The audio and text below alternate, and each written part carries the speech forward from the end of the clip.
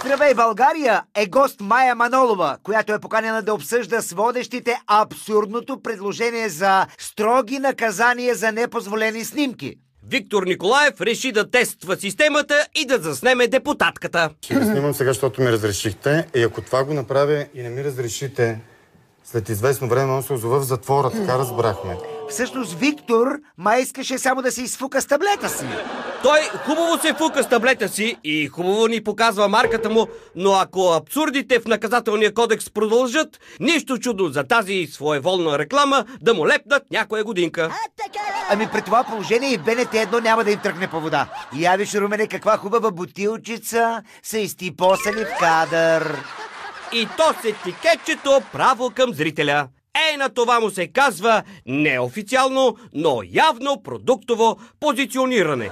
Продуктовото позициониране на БНТ 1 обаче е гола вода в сравнение с това на BTV новините.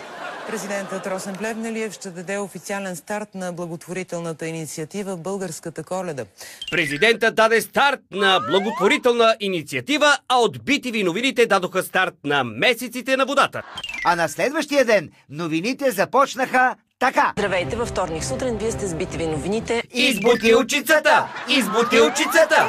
И като тек на това ми родно продуктово позициониране... Добро утро с BTV новините в 6.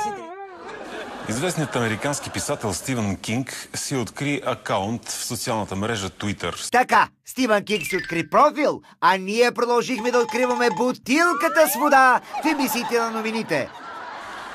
На Антарктида измериха най-ниската температура. Добре, че не сте на Антарктида, че щеше да ви замръзне водичката. BTV новините в понеделник сутрин. Аз съм Ивайло Василев. Всички новинари се изредиха, ама водата си стои все същата. И докато ние квасим очи, Георги Христов би изпял. Още! И още, и още! В един момент бутилчицата не изчезна от погледа за няколко дни. Но добре, че отново се появи, иначе щяхме се обезводним. Специални награди за най-добрите в туристическия бранш в Русе. Хубаво, че наградите са били в Русе, а не в Девин. Че тогава продуктовото позициониране щеше да се превърне в откровенна реклама. И така, минаха дни, дойде нова година, нов късмет, всичко ново. Ама бутилчицата... Тарата! Добро утро с BTV новините в понеделник. На другия полюс са... Вие сте с BTV новините във вторник сутрин. И тъкмо, когато си помислихме, че с тази вода новините започнаха да се уливат, бутилката... изчезна. Окупацията приключи. Вие сте...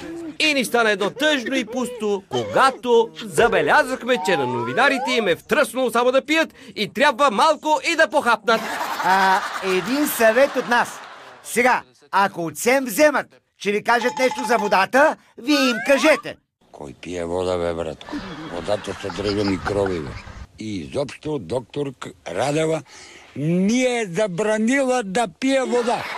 Или просто си слагайте един надпис за продуктово позициониране преди началото на новините и си хапвайте и пийте в ефир на корем.